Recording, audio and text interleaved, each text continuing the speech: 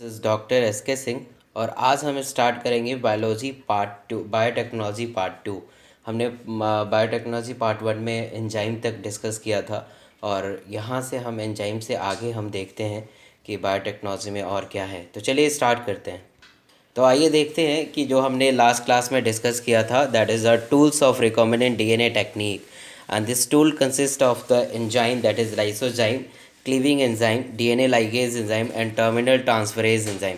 तो सबसे पहले डिस्कस करते हैं लाइसोजाइम क्या करता है। सपोज ये बैक्टीरिया है और बैक्टीरिया के अंदर प्लाज्मिड होता है और इसके अंदर इसके सेंटर में हमारा जेनेटिक मटेरियल होगा। तो जो आपको पता ही है कि जो प्लाज्मिड होता है सब सेमी सर्कुलर स्ट्रक्चर होता है, सर्कुलर स्ट्रक्चर होता है और वो रेप्लिकेट हो सकता है होस्ट के अंदर। तो जैसे हम बैक्टीरिया के सरफेस के ऊपर लाइसोजाइम डालेंगे तो प्लाज्मिड बाहर निकल जाएगा। तो it help in removal of plasmid from the bacteria.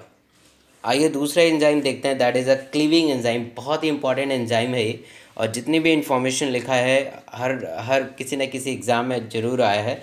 It is also called restriction enzyme और restriction endonuclease enzyme. It is also called molecular scissors and क्योंकि ये मॉलिक्यूल्स को कट करता है। सपोज ये डीएनए है, ये डीएनए मॉलिक्यूल्स है, तो इस डीएनए मॉलिक्यूल्स को कट करने की एबिलिटी इसके अंदर है, रेस्ट्रिक्शन एंडोन्यूक्लियस के अंदर है, रेस्ट्रिक्शन एंजाइम के अंदर है। क्लीविंग का मतलब ही होता है किसी को काटना। And this enzyme recognize at a specific sequence. ये भी क्वेश्चन आया हुआ है कि जो रेस्ट्रिक्शन एंडोन्यूक्लियस है और स्पेसिफिक सीक्वेंस को रिकॉग्नाइज करता है and cut the DNA at the specific location और site. And it was first discovered by the Arber, Nathan and Smith, and this restriction endonuclease enzyme is synthesized in bacteria के अंदर होता है and mainly ये E coli bacteria के अंदर होता है। और जो पहला रेस्ट्रिक्शन एंडोन्यूक्लियस एंजाइम है that is called hind second. तो आइए देखते हैं क्लीविंग एंजाइम जो हमारा रेस्ट्रिक्शन एंडोन्यूक्लियस एंजाइम है। तो ये बेसिकली दो टाइप का होता है, दैट इज़ कॉल्ड एक्सोन्यूक्लियसेस एंड एंडोन्यूक्लियसेस। तो एक्सोन्यूक्लियसेस का मतलब ये होता है कि एक्सो मीन्स बाहर, पेरिफ्री पे। सपोज ये डीएनए है, हमने किसी ऑर्गेनिज्म से डीएनए निकाला है। सपोज मैंने जैसे पिछले वीडियो में बताया था कि रैट से हमने कोई डीएनए निकाला है जो इंसुलिन को कोड कर रहा है और मान लीजिए यहाँ से मुझे पेरिफ्री से काटना है तो मैं एक्सोन्यूक्लियसेस यूज़ करूँगा। It help in cut the DNA at the terminal and. और जबकि एंडोन्यूक्लियसेस जो होता है, अगर मान लीजिए कोई स्पेसिफिक जीन मुझे चाहिए जो कि रिलैक्सिन को कोड कर रहा है या किसी ह्यूमन ग्रोथ फैक्टर को कोड कर रहा है और बिल्कुल सेंटर में है डीएनए के, तो मुझे सेंटर का पार्ट चाहिए। तो this exonucleases cut the DNA at the intercalary position और विद इन द डीएनए और the in that is middle of the DNA. तो ये हमारा टाइप है क्लीविंग एंजाइम का, रेस्ट्रिक्शन एंडोन्यूक्लियस एंजाइम का। चलिए अब देखते हैं टाइप ऑफ रेस्ट्रिक्शन एंडोन्यूक्लियस। ये भी इंपॉर्टेंट है। And first is Eco R I. Eco R I is obtain from the E coli bacteria that is Escherichia coli and it recognise G N in, guanine और adenine को recognise करेगा। Suppose मान लीजिए कि DNA का sequence है और DNA के सीक्वेंस के ऊपर बेस पेयर ऐसे लगे होते हैं और मुझे इस पोजीशन का डीएनए चाहिए और यहाँ पे ग्वानिन और एडेनिन लगा है और ये वाला पोजीशन मुझे चाहिए, तो मैं यहाँ पे इको आर आई यूज़ करूँगा और ये पार्ट बाहर आ जाएगा, काट के बाहर निकाल देगा ये। तो Eco R I they recognize the guanine and adenine और इसके बीच में जो सीक्वेंस होगा वो कट के काट देगा ये Eco R I and they produce the sticky end. Sticky end हम बाद में डिस्कस करेंगे क्या होता है स्टिकी एंड, क्या होता है blunt and. And the second one is a balm HI. It is also obtained from the Bacillus amyloliquefacens and it is recognized the GG sequence, guanine और guanine के बीच में ये काटेगा और ये भी स्टिकी एंड को प्रोड्यूस करता है। तो आइए देखते हैं कि दूसरा रेस्ट्रिक्शन एंडोन्यूक्लियस के क्या टाइप है, that is called Sma first. It is obtain from the Serratia and it is recognise as cytosine and guanine. अगर साइटोसिन और ग्वानिन के बीच में डीएनए सीक्वेंस मुझे चाहिए तो मैं समा फर्स्ट को यूज़ करूँगा, यहाँ से भी ये कट कर देगा। एंड द हिंट सेकेंड आपको पता ही होगा कि it is called first restriction endonuclease enzyme and it have ability to recognize all the 6 base pair present on the DNA. तीसरा हमारा जो एंजाइम था that is called DNA ligase enzyme and they help in sealing gap in the DNA fragments and it is also called joining enzyme because it help in joining of DNA fragments. और इसका example है TU ligase that is also called molecular glue, क्योंकि ये चिपकाने में help करता है। आपको पिछले वीडियो में मैंने बताया था कि जो भी हमने किसी रैट से जीन निकाला था और उस जीन को प्लाज्मिड के साथ मुझे अटैच करना है, तो मैं क्या यूज़ करूँगा, डीएनए लाइगेज एंजाइम यूज़ करूँगा। अब एक चीज़ और देख लेते हैं, पैलिंड्रोमिक सीक्वेंस। पैलिंड्रोमिक सीक्वेंस का मतलब ये होता है कि ऐसे ग्रुप ऑफ लेटर जिसका फॉरवर्ड और बैकवर्ड मीनिंग सेम हो, मतलब जब हम रीड करें तो मीनिंग सेम आए। जैसे मलयालम आप इधर से रीड करेंगे और इधर से रीड करेंगे तो बिल्कुल सेम आएगा। तो each restriction endonuclease enzyme recognize a specific sequence that is called palindromic sequence in the DNA. मतलब डीएनए में ग्रुप ऑफ लेटर को ये रिकॉग्नाइज कर सकता है जो हमारा रेस्ट्रिक्शन एंडोन्यूक्लियस है। एंड रेस्ट्रिक्शन एंडोन्यूक्लियस जो होता है ये पैलिंड्रोमिक सीक्वेंस को रिकॉग्नाइज करता है डीएनए के अंदर। और palindromic sequence are the groups of letters that from same words when read both forward and backward, like Malayalam. चाहे यहाँ पे भी देख सकते हैं GAATTC, और यहाँ से भी GAATTC, तो यहाँ पर ये भी पैलिंड्रोमिक सीक्वेंस है डीएनए का। तो सबसे इम्पॉर्टेंट बात ये है कि रेस्ट्रिक्शन एंडोन्यूक्लियस जो एंजाइम होता है पैलिंड्रोमिक सीक्वेंस के थोड़ा सा सेंटर से अवे काटता है। जैसे इसमें अगर वर्ड को काउंट करें 1 2 3 4 5 6 7, तो 3 मिडिल आता है, तो यहाँ से कहीं जो रेस्ट्रिक्शन एंडोन्यूक्लियस एंजाइम है यहाँ पे एक्ट करेगा। यहाँ पे भी आप देखेंगे तो ये 3 है, इधर भी 3 है, तो सेंटर है यहाँ पे, तो यहाँ पे सेंटर से थोड़ा सा अवे या सेंटर से जो रेस्ट्रिक्शन एंडोन्यूक्लियस एंजाइम है वहाँ पे एक्ट करेगा और उस सीक्वेंस को काट देगा। मतलब ये है कि रेस्ट्रिक्शन एंडोन्यूक्लियस एंजाइम जो होता है डीएनए के अंदर पैलिंड्रोमिक सीक्वेंस को रिकॉग्नाइज करता है। और पैलिंड्रोमिक सीक्वेंस ऐसे सीक्वेंस होते हैं जिनका फॉरवर्ड और बैकवर्ड मीनिंग बिल्कुल सेम हो।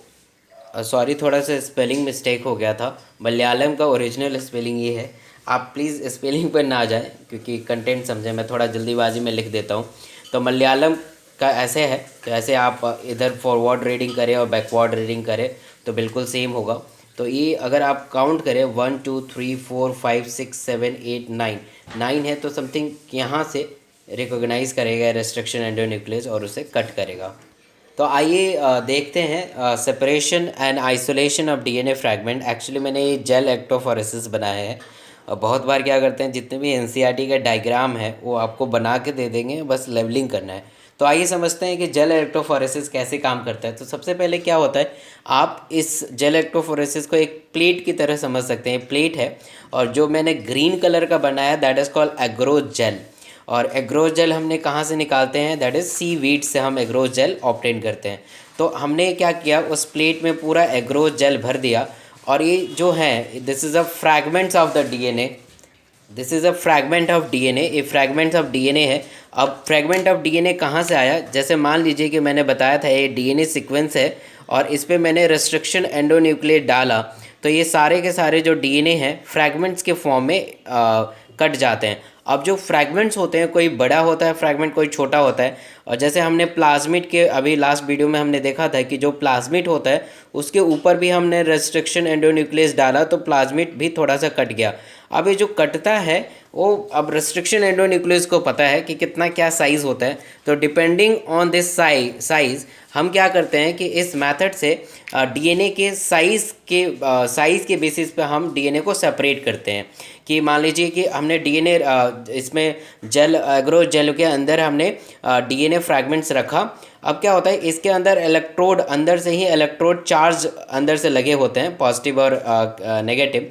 तो ये जो स्मॉलेस्ट फ्रैगमेंट जो होता है एनोड की तरफ मूव होने जल्दी मूव होने लगता है, और जो लार्जेस्ट फ्रैगमेंट होते हैं वो थोड़े धीरे धीरे मूव होते हैं, क्योंकि स्मॉलेस्ट होगा तो जल्दी फास्ट मूवमेंट होगा एनोड की तरफ।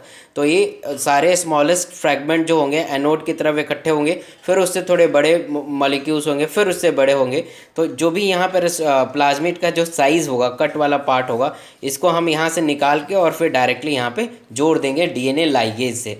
तो देखिए क्या मैंने लिखा है, the cutting of DNA by restriction endonuclease result in the fragments of DNA।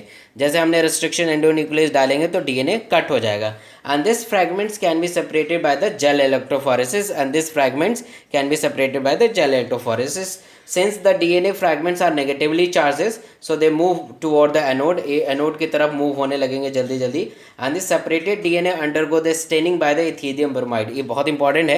सबसे पहले हमने क्या किया कि एक तो सेपरेट हो गए सारे स्मॉलेस्ट फ्रैगमेंट एनोड की तरफ आगे, फिर उसके ऊपर हम क्या डालेंगे, स्टेनिंग करेंगे। स्टेनिंग सबसे पहले करेंगे। स्टेनिंग एक कलर करना है। मैं मॉलिकुलर बेसिस ऑफ इनहेरिटेंस जब पढ़ाऊंगा, जेनेटिक्स पढ़ाऊंगा, तब स्टेनिंग के बारे में बहुत डिटेल डिस्कस करेंगे। तो सबसे पहला जो भी फ्रैगमेंट्स है इसके ऊपर सबसे पहले हमने स्टेनिंग किया, मतलब कलर किया। कलर किससे करते हैं? इथीडियम ब्रोमाइड से करते हैं। ये स्टेनिंग का आपको ध्यान रखना है कि इथीडियम ब्रोमाइड जो होता है वो स्टेन में यूज़ किया जाता है। और स्टेनिंग करने के बाद जैसे मान लीजिए कि मैंने ये सारे फ्रैगमेंट्स को स्टेन कर दिया, कलर कर दिया, और कलर करने के बाद इसके ऊपर हमने क्या डालेंगे, यूवी रेज डालेंगे, अल्ट्रावायलेट रेज डालेंगे। जैसे अल्ट्रावायलेट रेज डालेंगे तो डीएनए हमारा दिखाई देने लगेगा। फिर हम क्या करेंगे, इस पूरे जेल पीस से, पूरे एग्रोस जेल से पूरा जो फ्रैगमेंट सेपरेट हुआ है उसे हम निकाल लेंगे। This process called illusion, ELUTION, illusion बोलते हैं। इल्यूजन मतलब क्या होता है कि जो भी फ्रेगमेंटेड पार्ट है they can be remove out from the gel electrophoresis, that is illusion. अब वो बिल्कुल रेडी है। अब हम आसानी से अपने इस प्लाज्मिड के अंदर लाइगेट कर देंगे, जोड़ देंगे by the help of DNA ligase enzyme.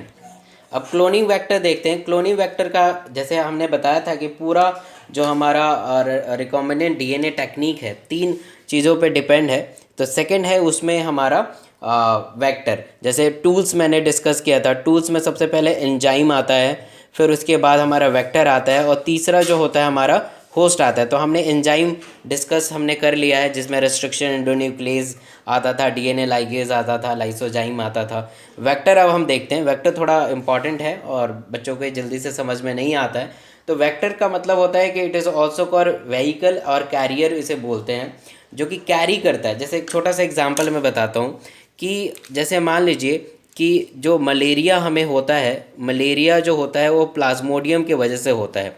तो मलेरिया के जो ये प्लाज्मोडियम है ये कौन कैरी करता है? फीमेल एनोफ्लीज मॉस्किटो कैरी करती है। फीमेल एनोफ्लीज मॉस्किटो कैरी करती है।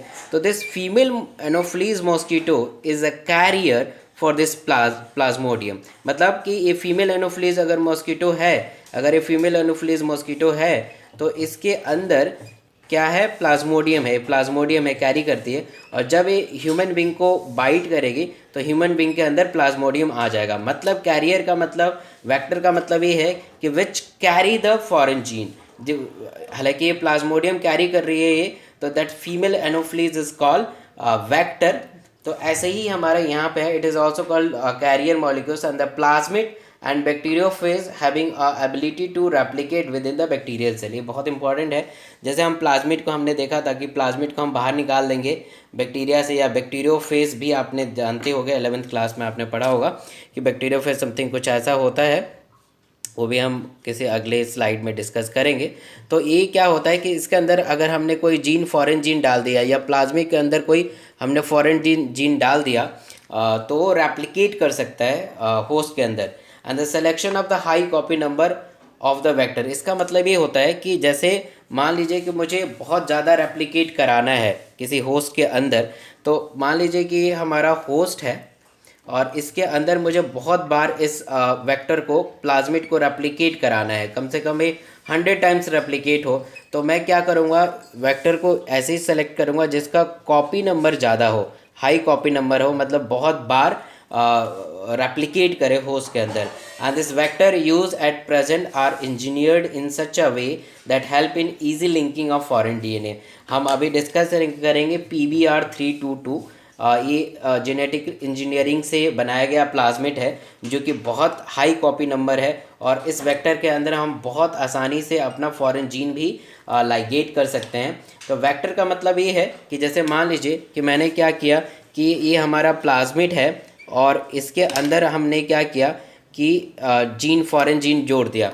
तो जैसे हमने फॉरेन जीन जोड़ा तो ये अब इसका नाम हो गया वेक्टर। वेक्टर मतलब which carry the foreign gene, ये फॉरेन जीन कैरी कर रहा है। अगर हम मॉस्किटो की बात करें तो mosquito which carry female mosquito which carry the that is Plasmodium organism, Plasmodium vector, मतलब प्लाज्मोडियम कैरी कर रहा है। ऐसे ये प्लाज्मिड को जब हम, ये बहुत ध्यान देने वाली बात है, प्लाज्मोडियम के ऊपर जैसे हमने कोई फॉरेन जीन डाल दिया तो अब उसका नाम प्लाज्मिड नहीं है, अब उसका नाम प्लाज्मिड नहीं है, अब उसका नाम वेक्टर हो गया है।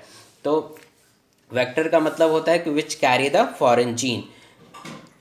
आई होप कि आपको ये वीडियो समझ में आया होगा। हम नेक्स्ट वीडियो में इसके आगे डिस्कस करेंगे, जैसे कैसे हम जैसे क्लोनिंग वेक्टर के अंदर क्या कैरेक्टरिस्टिक फीचर होने चाहिए, कैसे हम रेप्लिकेट करते हैं। थोड़ा कॉम्प्लेक्स पार्ट है इसके बाद, बट बहुत आपको इजी लगने वाला है। तो आप देखते रहिए पूरे वीडियो को, और बिल्कुल ध्यान से आपको वीडियो देखना है, पूरा सीरीज़ जो बायोटेक्नोलॉजी का है। आई होप कि आपको ये वीडियो समझ में आया होगा। तो इसे लाइक ज़रूर करें और अपने फ्रेंड के साथ शेयर करें ताकि उनका भी हेल्प हो। और अभी तक आप इस चैनल को सब्सक्राइब आपने नहीं किया तो प्लीज़ इसे सब्सक्राइब करें ताकि आपका कंसेप्ट क्लियर हो। आगे इस चैनल से बहुत आपको फ़ायदा होने वाला है। Thank you for watching. Thank you so much.